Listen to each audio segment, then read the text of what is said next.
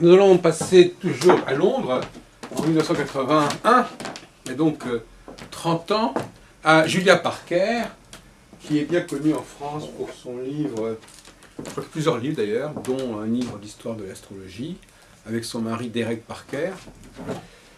Et donc elle va nous parler de la consultation astrologique, je crois.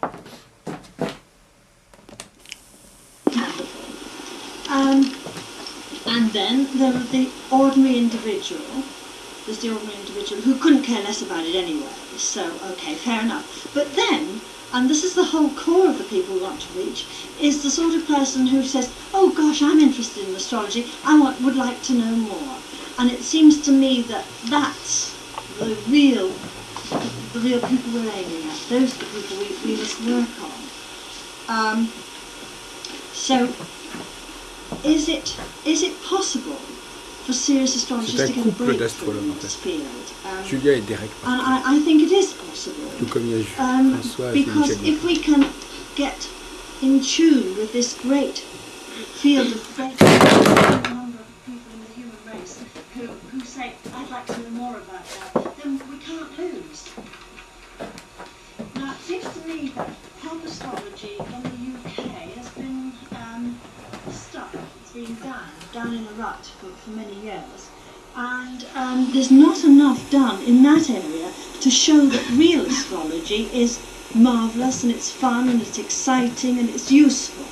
And I think that's the basic message we've got to get over. And what we've also got to say is that basic sun sign, when you really get down to it, is really very boring indeed. And I note that I'm very impressed with popular astrology in Italy. I don't know if any of you are from Italy or know the popular magazine Astra, which is published there monthly, because that has all the sun sign stuff, as you would expect, but it also, within the structure of each spread for each sign, it has an interpretation of rising sign as well, so that you work out your rising sign combination. But you see, that's great. And here again, the public has to do its work. It's got to start working out, it's got to find out what its rising sign is. And I did notice actually in a column which magazine was it? Harper's and Queen's, one of the sort of upmarket glamour magazines, that Russell Grant is now using the moon in a funny kind of way. Well, I think this is okay because it's at least making the public realise that there's not just the sun, that the moon is in a sign, and awareness of the other planets is something that can be brought out even in the simplest sun sign structures. Because I think the thing is, what we've all got to accept is that pretty well everyone that's into astrology has come to it through that way. If they haven't, then it's something very special, either their family's been into it properly, and that's a much more desirable way. The point is that when you're, I don't know, 11 or 12, and you suddenly know you're an Aries or something, then this sparks off an interest. But awareness of the other planets, I think, is a beginning. Anyone writing a column, it seems to me, it would be very desirable to try to get the editors to say, like a government health warning on cigarettes, but try to get it to happen, and it's a different thing. The editors, as far as I know, won't wear it, so you're stuck with that. And the ethical side of all this is, of course, terribly important. And I think a new approach is desirable, very desirable, because it's not an easy thing to do. And as I see it, the less data you have, the more difficult it is. If you've got a marvellous, accurate birth time, wonderful, fully calculated chart, then the sky's the limit and you can apply all your skills as an astrologer, and this is exactly as it should be. But where there's just a sun sign, it's different. And I think that sun signs and columns in themselves can be improved, because although it's a very simple and uncluttered approach, it can be stripped down, it can be cleared of all the gobbledygook, all the things that make it sound spooky and weird and way out and mystic, and be very sensible.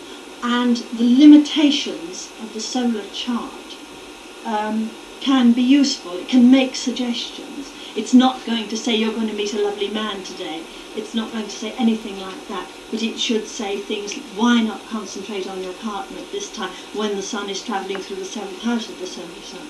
Why not take a diet and do a bit more exercise when it's in the 6th, and all these things. So it seemed to me that at this very, very, very basic level of popular astrology, there's a lot that could be done for the people who are doing it. Because you get a hint at the natural order of things in the solar chart. What better thing to do, if it's at all possible, than to rest up the 4 weeks before your birthday, because you know once you've had your birthday, even if you don't like the idea of a birthday, you are more extrovert. You've got the energy of the sun on your side. So, okay, be a bit contemplative, take in, absorb, reassess your life in the few weeks before, when, of course, in the solar chart the sun is going through the 12th. All these basic things, I think, can be used perhaps rather better than they are being at the moment. And I think it's something we could all think about. I've written quite a few, in my own work, I try to keep a balance between reasonably popular astrology and the full bit, what I call working with my clients as an individual consultant. And when I've been asked to write basically a sun sign book, I've always made the publishers let me put in a description of what real astrology is all about. And this, I think, is a helpful thing. If you find yourself in this kind of situation, you might have to do battle with the publisher over it. Or indeed, if you're writing an article or anything for the general public, then say very briefly, and for goodness sake make it brief, because if you don't, it'll only be cut to shreds anyway. And then go on to the popular stuff. But I've certainly always done that, and I've been writing books now in this kind of area for about 10 years. And then I had a marvellous opportunity in 1979. I was asked to write a series of almanacs, and of course it was of necessity had to be based on the sun sign. But because I had 40,000 words in each, I could spread it considerably. But it was at this point where the reader had to take the step.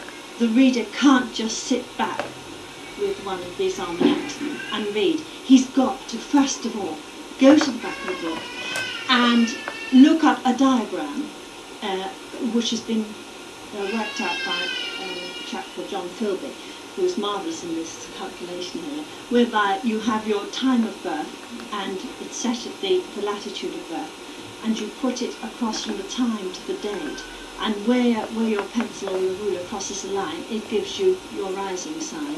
Now, of course, it's very rough and it's very simple, but that immediately opens up a tremendous expanse of whole knowledge for the general public, and let's face it, that's not too difficult to do. So I was able to put in that, and some planets, and I chose Mercury, Venus, Mars, and Uranus, Neptune and Pluto. I could only use those because of the structure of the book. Obviously, Mercury, Venus and Mars were easy because they're close to the Sun, and they don't. Mercury and Venus are close to the Sun, and from the writing point of view, I only would have to use, say, if the Sun was in Aquarius, then obviously Mercury can only be in Capricorn, Aquarius, or Pisces. So you've got the three, you see the combination of 3 signs there, and the 5 with Venus. So that gave me more space to play around with. And from the point of view of the tables, the slow moving planets were quite pleased they didn't take up a lot of space, and I had space for the others. But Jupiter and Saturn, in the first instance, didn't get a look in, but they did in another way, as far as positions were concerned. So that was quite a good structure. And of course the moon was out of the question, because to give anyone their moon sign, then you've got to have pages and pages of tables at the back, even in the simplest form. So that wasn't on. But it did mean that people, once they'd taken the trouble to turn to the back pages of the book, could fill in the front. There's their rising sign, Mercury, Venus, Mars sign, and Uranus, Neptune, Pluto sign. And the whole point of doing that was to make people aware of the other planets. And I think this did it quite well, so that people actually know what sign their Mercury and their Mercury sign and all this business. And it really did take them on a trail, a sort of astrological trail. This is what I was very keen to do, because I think it's only in that kind of way that we're going to progress. And another thing which I also used in these books is to try and point out the differences to the reader when I was using the solar chart. Of course, obviously in the back there are progressions for the year, and some of them were based on the solar chart, as one would write a sun sign column. But obviously, because I had the other planets to play with, then I was able to go into a great deal more detail and say, if you have, you see, if there were planets transiting, say, Aries, well then I could write a whole piece for the people who have Neptune in Libra. And so, because they would pick up quite a lot of transits during the 4-week period, so that one could use it in that kind of way and really get down to a tremendous amount of detail. That, I think, has been very successful. And then in the edition that's coming out this year, I've been able to add Saturn. And we squeezed in Saturn in the Saturn position, so that's another dimension. And hopefully next, in the one after next, which I'm doing, will include Jupiter. I think it's very important in these semi-popular areas to show that it's sensible, that it's practical, and it's helpful, and it really can help you through your day, help you through your life, you know, use your potential more. And the other innovation I found I was able to do without getting into really complicated areas was to write a chapter on the Jupiter and Saturn return. And there again, this is extremely interesting. It's very simple to understand, and it's broadening the interest, so that from people who've just been into their sun signs, that, you know, hopefully these readers, if they've taken any trouble at all, and they can't really use the books without it, they've built on that a bit, and though they haven't got their full birth chart or anything like that, far be it from me to say that they have. Derek Parker, Julia Parker, they've got a bit further along the way. And it's been really quite interesting, because I was with a group of girls the other day at a health club where I go to, and they've all, these interested people, you know, I want to know more about it. And then they were all nattering in the way in the corner. Well, let me see, well, your sun sign Gemini, and you've got Aquarius rising, yes, but have you got Mercury in Taurus? And all this was going on, and I thought, this is marvellous, this is exactly what I want to do. You know, the whole thing becomes worthwhile, and it's fun, and not just, well, gee, I'm a Pisces and I'm stuck with it, you know, it's breaking away from that. And I think this can be a kind of useful area, and maybe we could up our standards at the bottom end. I mean, everybody's up their standards at the top end, but we've got to get people from the grassroots, as they say. So I'm trying to go on from there, so I feel about it anyway. I think it's great. I think the actual popularisation of astrology, even in its lowest level in the Daily Mail, is one of the greatest transformative influences of astrology today. All right, we think it's great because we know what horoscopes are like. Yes, exactly. But one of the points about Uranus and the Aquarian age in a way, although we're not in it, is the fact that all this information reaches the consciousness of the mass. Yes, exactly. And in a way it has to really start. You've got to, you see. I mean, this was why, well, this is more Derek's area, but John Naylor, wasn't it, back in the 30s when he was asked to do his piece? Yes, it's very dangerous in a way, the whole sun sign thing. I mean, you know, before 1920, whatever it was, 23, I think, when Naylor started the first sun sign columns in the newspapers, the sun sign really hardly figured at all in popular astrology. And if people would ask what they were, they would answer with their rising sign. not with their sun sign. Yes, and Jude, this feature, come back in a moment, but it's a little story. You know, Margaret Home and Charles Carter were great buddies, and her sun sign was Libra, and her rising sign was Leo. And she used to say, well, the only thing to do when Leo rises is to keep it down.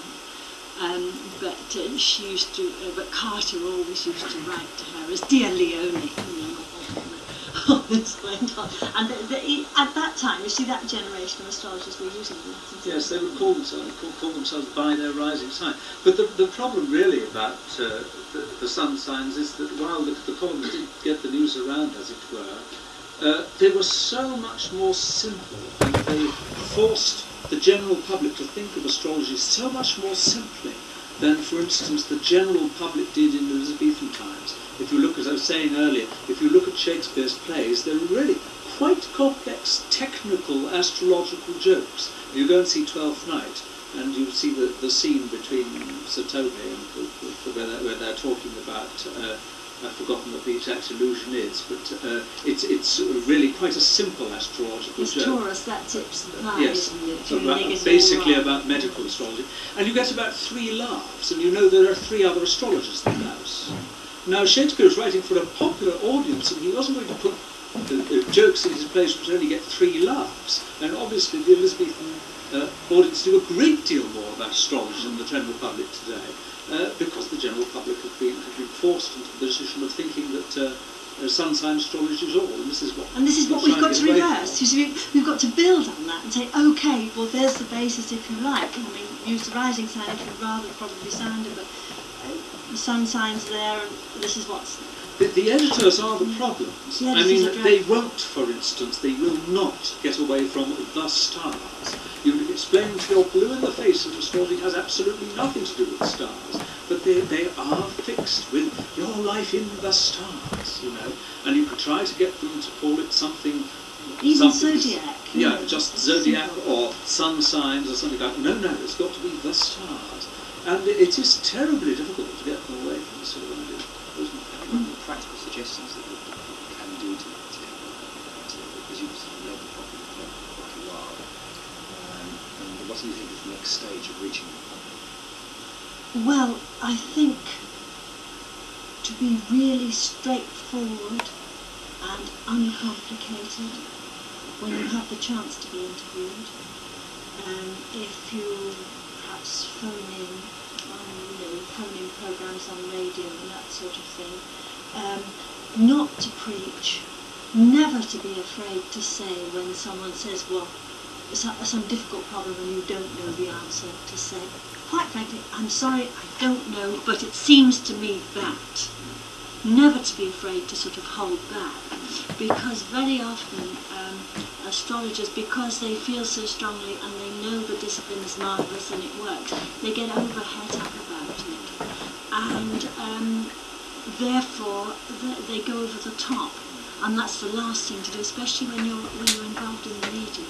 And quite important in a way, I think, to get away, although it's difficult to say this without giving offence, to get away from, in a way, I suppose, the theosophist attitude to astrology. You know, the part of the resurgence of astrology here was because of the interest in the theosophist. And astrology, in a sense, grew up in England anyway, I don't know about abroad, in parallel in some respects with the spiritualist movement and so on. And there are a few astrologers around who are very keen on this angle, but unfortunately it comes out rather unfortunately in, say, television or in the press, where you get the impression that what an astrologer does is draw the curtains and turn the lights down low and go into sort of trance, and it all comes out. And I think it's quite important, especially in the scientific age, which we're in whether we like it or not, to stress the fact that this is, in a sense, a science, that it relies on an empirical system which has grown up over centuries, and that no astrologer should tell you anything from a chart that he cannot point to the reason for saying. You know, I'm saying this not because it just occurs to me, you know, because I've gone into a light trance, but because so-and-so is an aspect to so-and-so. And I think this is important. Getting away from fortune telling. Oh, Getting away from fortune telling, yes.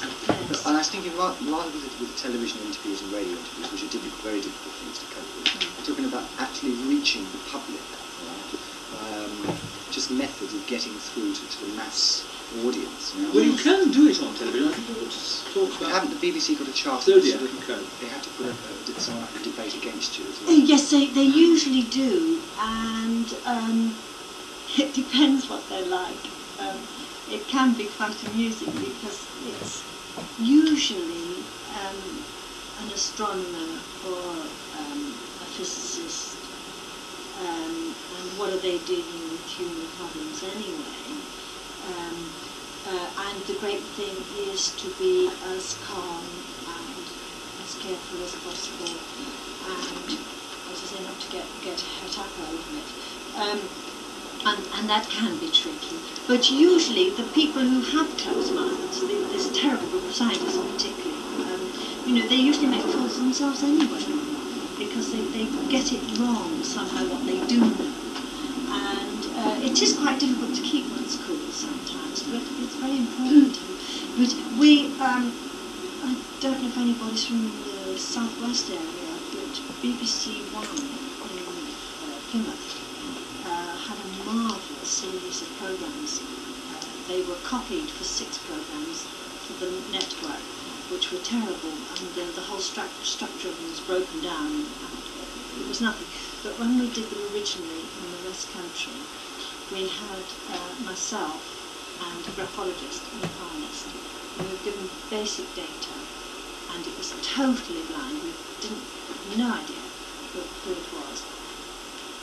The producer went off and filmed these people in their lives and their work and everything. And we would get to the studio with our pieces prepared, not having conferred, because we all lived in different parts of the country.